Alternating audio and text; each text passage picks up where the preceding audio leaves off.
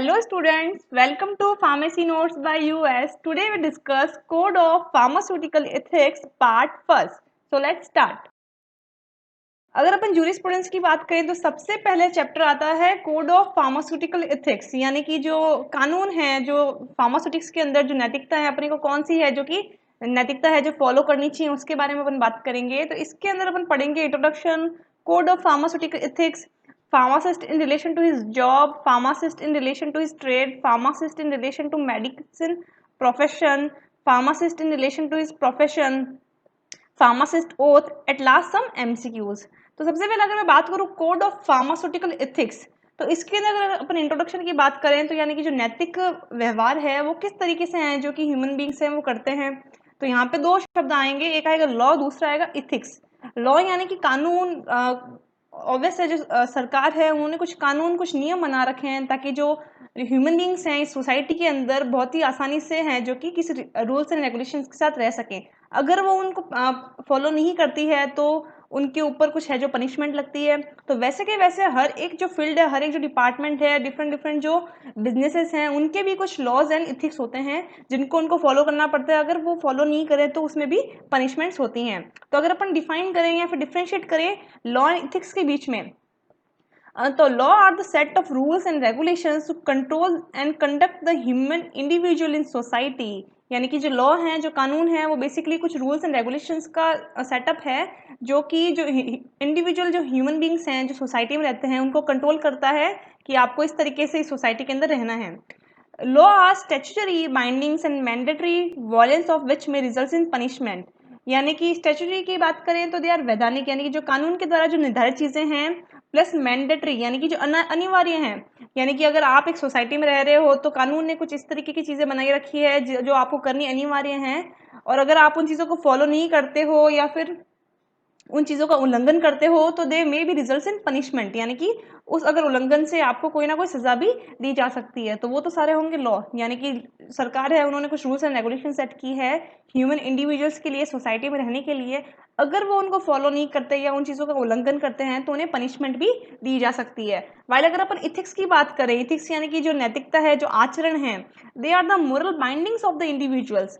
Ethics are not mandatory, ethics are moral principles and consciences. यानी कि ये अनिवार्य नहीं है बट एक ह्यूमन का खुद का एक मोरल बाइंडिंग है, उसका खुद का एक अनुशासन है जो कि उसे एक पर्टिकुलर, अगर वो कम्युनिटी में रह रहा है, सोसाइटी में रहना है, तो उसको उन चीज़ों को उनकी पालना करनी चाहिए या फिर उन वैसे तरीके का जो नैतिक आचरण है वो उसको रखना चाहिए। बात करते हैं कोड ऑफ फार्मास्यूटिकल एथिक्स, यानी कि ये जो सारे के सारे नैतिक आचरण हैं, अगर अपन फार्मेसी की बात करें, फार्मास्यूटिकल डिपार्टमेंट की बात करें, तो वहां पे किस तरीके से है जो कि फॉलो किए जाते हैं। तो the pharmacy council of India has developed code of pharmaceutical ethics for pharmacist. यानी कि जो फार्मासिस्ट हैं जिनको प्रैक्टिस जो करते हैं मेडिसिन की, उनके लिए जो फार्मेसी काउंसिल ऑफ इंडिया है उन्होंने कोड ऑफ फार्मास्यूटिकल एथिक्स बनाया, जिसके अंदर उन्होंने कुछ नियम बताया कि आपको ये नियम है जो फॉलो करने चाहिए। So it is the code of moral principle which are to be followed by the pharmacist while dealing with the pattern, publics, fellow pharmacist and member of medical profession। यानी कि बेसिकली जो code of pharmaceutical ethics हैं उसके अंदर कुछ principles बताए PCI ने, जो कि उन्होंने ये कहा कि जो फार्मासिस्ट है उनको, चाहे वो पब्लिक से डील कर रहा हो, चाहे वो किसी फार्मासिस्ट से बात कर रहा हो या फिर मेडिकल प्रोफेशन के अंदर किसी मेंबर से डील कर रहा हो, तो उसे ये सारे के सारे जो सिद्धांत हैं वो फॉलो करने चाहिए। Pharmaceutical ethics are moral bindings on pharmacists as regard to their conduct, behavior and characters।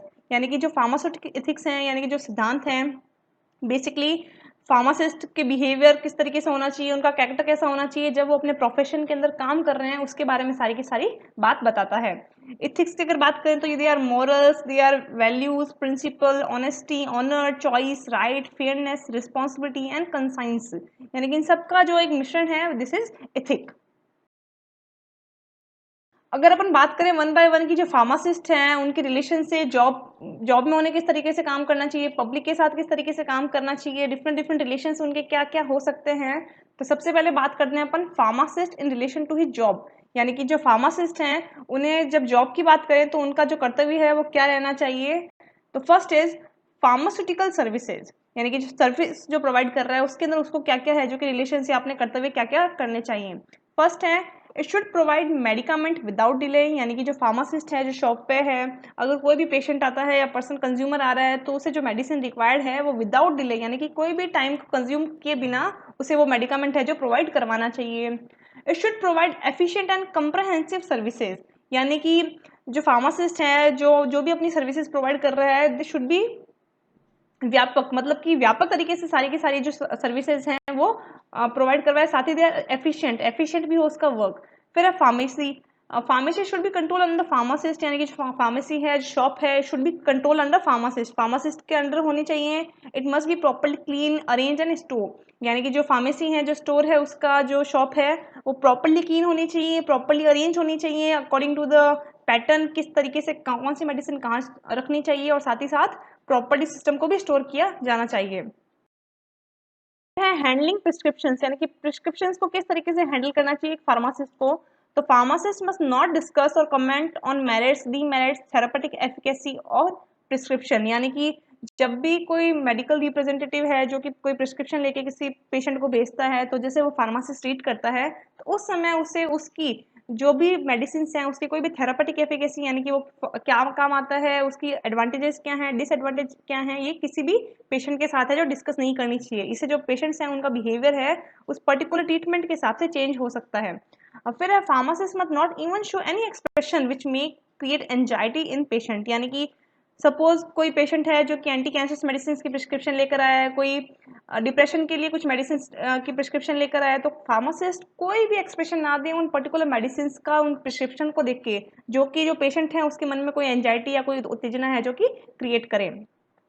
Pharmacist should not add, omit और सब्स्टिट्यूट एनी प्रिस्क्रिप्शन, साथ ही साथ जो भी मेडिकल रिप्रेजेंटेटिव ने जो भी प्रिस्क्रिप्शन भेजा है किसी कंज्यूमर या फिर किसी पेशेंट के हाथ में, फार्मासिस्ट उसको वैसा का वैसा ही पेशेंट को ट्रीट करे, उसमें से कोई भी मेडिसिन को चेंज ना करे, किसी मेडिसिन को रिमूव ना करे या फिर किसी मेडिसिन को अपनी गाइडेंस के हिसाब से ऐड भी ना करे। Then find any error should refer back confidentially, या फिर जैसे कभी हो सकता है कि फार्मासिस्ट को कोई मिस्टेक लगे कि नहीं यार ये मेडिसिन शायद इस पेशेंट के लिए नहीं हुई है, it should be by error, कोई एरर है यहाँ पे, तो ये जो मेडिसिन हैं वो वापस जो पेशेंट्स के थ्रू या फिर मेडिकल प्रैक्टिशनर को वो कॉन्फिडेंशियली रिटर्न कर सकता है कि यानी कि आप शायद ये लिखना चाह रहे थे या फिर ये रीड करने में इस तरीके से आ रहा है, उस तरीके से जो चीज़ें हैं वापस रिफर बैक की जा सकती हैं। फिर है handling of drugs. Should never supply superior spurious सब स्टैंडर्ड अनइथिकल प्रिपरेशंस, यानी कि जो भी फार्मासिस्ट है कोई भी खराब कंटामिनेटेड या फिर अनइथिकल जो मेडिसिन है उनको सप्लाई नहीं करना चाहिए। फिर है अप्रेंटाइज फार्मासिस्ट। अप्रेंटाइज फार्मासिस्ट की बात करें तो एक तरीके से जो प्री फार्मासिस्ट है, यानी कि जो फार्मासिस्ट की बनने के लिए जो प्रिपेयर हो रहे हैं या फिर जो कम रेट पर भी फार्मासिस्ट का काम करने के लिए तैयार हो जाते हैं, so the certificate should not be issued to apprentice pharmacist unless they acquire sufficient skill, techniques and worth, यानी कि जो लोग जो भी काम सीख रहे हैं या फिर लो स्केल पर भी या लो पे पर भी काम करने के लिए तैयार हैं, उनको तब तक सर्टिफिकेट्स प्रोवाइड नहीं करवाए जाने चाहिए जब तक कि उनके पास एक प्रॉपर सफिशिएंट स्किल नहीं आ रही है as a pharmacist, proper techniques या फिर उनकी प्रॉपर एजुकेशन ना हो चुकी हो इस हिसाब से।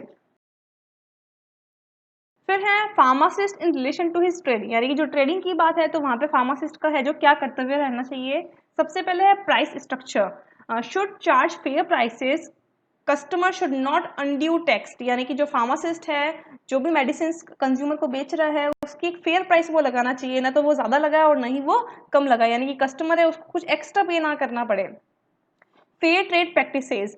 फेयर ट्रेड प्रैक्टिसेस यानी कि no attempt should be made to capture the business of contemporary likes, यानी कि किसी भी तरीके से प्रॉफिट को बनाने के लिए या फिर बिजनेस को बढ़ाने के लिए वो ट्रेड्स में हेरा फेरी ना करे, क्योंकि काफ़ी सारी चीज़ें उसको देखनी होगी कि भाई अपने को दूसरे मार्केट के साथ भी कंपटीशन में रहना है, तो नो डाउट आपको प्रॉफिट चाहिए, बट प्रॉफिट के हिसाब से आप जो ट्रेडिंग है उसको अल्टर ना करें।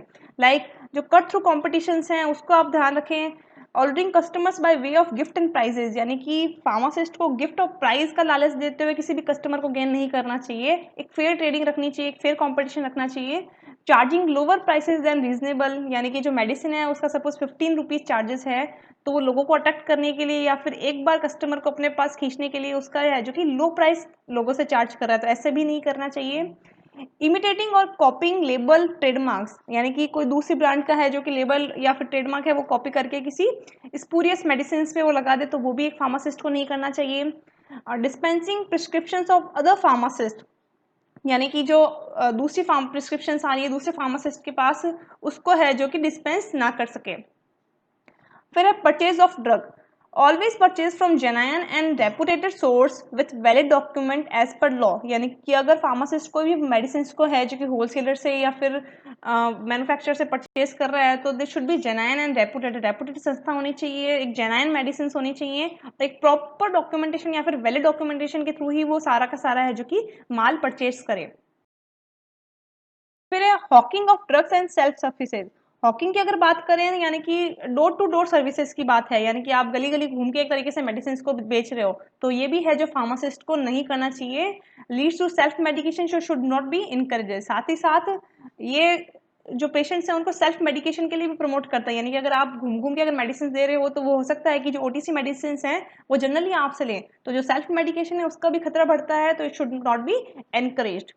Then advertisement and display should not make any claim or involve in advertisement। तो अगर आपको शेड्यूल्स के बारे में याद है तो कुछ ऐसे एडवर्टाइजमेंट भी होते हैं जो कि कुछ ऐसी डिजीज को क्योर करने के लिए क्लेम करते हैं जो कि इलीगल है, तो फार्मासिस्ट को इस तरीके के एडवर्टाइजमेंट भी नहीं करने चाहिए, साथ ही साथ किसी मेडिसिन का एडवर्टाइजमेंट भी नहीं करना चाहिए।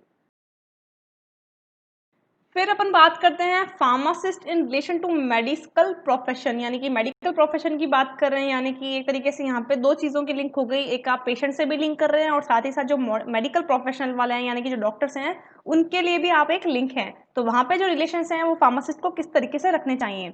सबसे पहले है प्रोफेशनल लिमिटेशन, यानी कि फार्मासिस्ट की खुद की एक लिमिटेशन होती है किस तरीके से है जो कि उसे कम्युनिकेट करना चाहिए। A pharmacist should neither diagnose disease or prescribe medicines. However, pharmacist may render first aid to the victims in emergencies। यानी कि जो फार्मासिस्ट है वो किसी डिजीज को डायग्नोस नहीं कर सकता, फार्मासिस्ट का फिलहाल ये काम है कि वो डॉक्टर के द्वारा आए हुए प्रिस्क्रिप्शन को पढ़ के वो जो पेशेंट को है वो सप्लाई कर सकता है, बट किसी की डिजीज को डायग्नोस कर लिया और उसके आधार पर खुद मेडिसिन लिख दी, ये फार्मासिस्ट को नहीं करना चाहिए। बट अगर कोई विक्टिम है जो कि इमरजेंसी में किसी को फर्स्ट एड की रिक्वायरमेंट है तो फार्मासिस्ट उसे दे सकता है। फिर है क्लैंडस्टाइन अरेंजमेंट। क्लैंडस्टाइन की अगर बात करें तो जो गुप्त अरेंजमेंट है, जैसे कि जो फार्मासिस्ट है, बहुत लोग क्या करते हैं डायरेक्ट है जो डॉक्टर से कांटेक्ट कर लेते हैं कमीशन के लिए कि आप मेरे जो अवेलेबल मार्केट में मेडिसिन हैं उनको लिखिए, मैं आपको पर्टिकुलर को एक कमीशन दूंगा, तो इस तरीके के जो गुप्त अरेंजमेंट्स हैं वो भी फार्मासिस्ट को नहीं करने चाहिए। Pharmacist should never make any arrangements with medicos for any commission और एडवांटेजेस। फिर है लाइजन विद पब्लिक। लाइजन की अगर अपन बात करें तो लाइजन मीन्स है एक संपर्क या फिर कड़ी, यानी कि जो फार्मासिस्ट है एक कड़ी का काम कर रहा है एक पेशेंट के, एक कस्टमर के बीच में और एक डॉक्टर के बीच में, यानी कि डॉक्टर ने क्या दिया वो अच्छे से समझाने का जो एक कर्तव्य है वो एक अपन कह सकते हैं जो पेशेंट को एक फार्मासिस्ट का है। तो pharmacist is a liaison between medical profession and public. He should never disclose any information acquired during his professional activities. यानी कि कोई भी एक्टिविटी या कुछ भी तरीके की जो चीज़ें हैं कि इस मेडिसिन का क्या असर रहेगा क्या रहेगा, जो भी कॉन्फिडेंशियल बातें हैं ये उन्हें मेडिकल प्रोफेशन से जो आती हैं वो पब्लिक को है जो कि रिलीज नहीं करनी चाहिए। बात करें pharmacist in relation to his profession, यानी कि फार्मासिस्ट अपने प्रोफेशन के हिसाब से उसको क्या क्या चीज़ें देखनी चाहिए। सबसे पहले है फार्मासिस्ट विजिलेंस। विजिलेंस की बात करें तो जो फार्मासिस्ट है उसको कौन कौन सी सावधानियां रखनी चाहिए उसके बारे में बात करेंगे। Should bonded duty to make others also fulfil the provisions of the pharmaceutical and other law and regulations. यानी कि बेसिकली जो फार्मासिस्ट है उसको ये सावधानी रखनी चाहिए कि वो सारे के सारे रूल्स लॉज एंड रेगुलेशंस को फॉलो करें, साथ ही साथ जो दूसरे फार्मासिस्ट हैं उनको भी मोटिवेट करें कि आप भी सारे के सारे जो नियम्स हैं कानून हैं जो रेगुलेशंस है उसको प्रॉपरली फॉलो करो। We should not be afraid of brightening or causing a miscreant to be brought to book may be he is a member of his own profession. यानी कि उसे अफोर्ड नहीं होना चाहिए किसी भी इंसान को है जो कि चीज़ें सही बताने के लिए, साथ ही साथ चाहे वो उसके खुद के कोई प्रोफेशन का मेंबर ही क्यों ना हो। फिर है लॉ अमाइंडिंग सिटीजन। लॉ माइंडिंग की बात करें तो यानी कि जो कानून का पालन है जो सिटीजन्स के द्वारा किया जाता है उसके हिसाब से भी अगर बात करें, he should enlighten citizen with fair knowledge of law. यानी कि बार बार जो फार्मासिस्ट है उसे जो सिटीजन्स हैं उनको बताना चाहिए कि जो प्रॉपर लॉ है जो मेडिसिन को लेने का तरीका क्या रहता है, या जो एक हाइजीन है या फिर एक जो क्लीनिंग प्रोसीजर है वो क्या रहता है। ये should conversant with the enactment pertaining to food, drug, pharmacy, health, sanitizations and like, and endeavor to abide by them in every phase of his life। यानी कि अगर प्रॉपर्ली बात करें तो जो फार्मासिस्ट हैं वो प्रॉपर्ली जो फूड डाइट है, ड्रग्स के बारे में, फार्मेसी क्या है, हेल्थ सैनिटाइजेशन के बारे में है, जो कि बार बार जो पब्लिक है, जो सिटीजन्स हैं, उनको एज अ कर्तव्य अपना बार बार उसे बताना चाहिए। फिर है relationship with professional organisation. Pharmacists should join organization which are conducive to scientific, moral and cultural well-being of pharmacists। यानी कि जो फार्मासिस्ट हैं, जो शॉप पे काम कर रहे हैं, उनको भी जो प्रॉपर ऑर्गेनाइजेशन हैं, उनकी जो प्रोफेशनल ऑर्गेनाइजेशन हैं, उनके साथ कांटेक्ट में रहना चाहिए, ताकि उनको ये पता रहे कि जो कंटिन्यू जो रिसर्च हो रही है साइंटिस्ट के हिसाब से, राइट नाउ मार्केट में क्या अवेलेबल होने वाला है, लोगों को क्या डिमांड है, उस हिसाब से वो बार बार है जो इन चीज़ों को करेक्ट कर सकें और एक हेल्पफुल चेन के रूप में आगे काम आ सकें। फिर है डेकोरम एंड प्रोप्राइटी। डेकोरम की बात करें यानी कि जो फार्मासिस्ट की मर्यादा क्या है, प्रोप्राइटी यानी कि उसका औचित्य किस तरीके से होना चाहिए। तो जो फार्मासिस्ट है जब भी अपना काम कर रहा है तो एक बहुत ही मर्यादापूर्वक तरीके से उसको अपना काम है जो कि कंप्लीट करना चाहिए। बात करते हैं pharmacist oath. Pharmacist oath basically जितने भी मेडिकल प्रोफेशंस होते हैं उन सब के अंदर एक प्रतिज्ञा होती है जो कि उन्हें लेनी पड़ती है अपने उस डिग्री लेने के बाद, कि हम ये सारी की सारी चीजें हैं जो कि फॉलो करेंगे। तो फार्मासिस्ट की भी एक प्रतिज्ञा है। अगर अपन उसकी प्रतिज्ञा की बात करें तो I promise to do all I can to protect and improve the physical and moral wellbeing of society. यानी कि मैं वादा करता हूँ कि मैं वो हर कोशिश करूंगा जो कि फिजिकल एंड मोरल जो वेलबींग सोसाइटी है उसको प्रोटेक्ट और इम्प्रूव करने में हेल्प करती है। Helping the health and safety of my community above other consideration. Helping की अगर अपन बात करें तो बेसिकली इस तरीके से मतलब जो हेल्थ एंड सेफ्टी है कम्युनिटी की उसको कंटिन्यू है जो कि बढ़ाने की काम।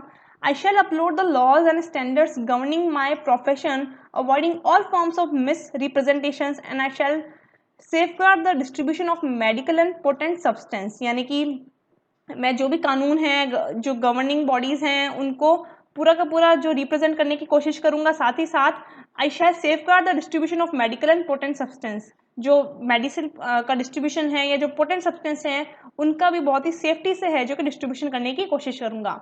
Knowledge gained about patient I shall hold in confidence and never डिविगल unless compelled to do so by the law. यानी कि जो भी पेशेंट की इंफॉर्मेशन है उस सबको मैं कॉन्फिडेंशियल रखूंगा तब तक जब तक कि उसे प्रकट करने के लिए कोई ना कोई कानून मुझे ना बताया जाए।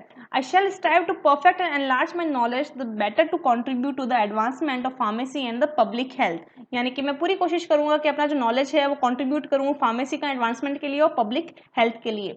I furthermore promise to maintain my honor and credit in all the transactions and by my conduct never to bring discredit to myself or my profession, nor to do anything to diminish the trust response in my professional brethren। यानी कि मैं वो पूरी कोशिश करूंगा ताकि मेरे प्रति जो लोगों का विश्वास है वो बिल्कुल भी ना टूटे और अपना जो काम है वो मैं पूरी निष्ठा के साथ कर सकूं।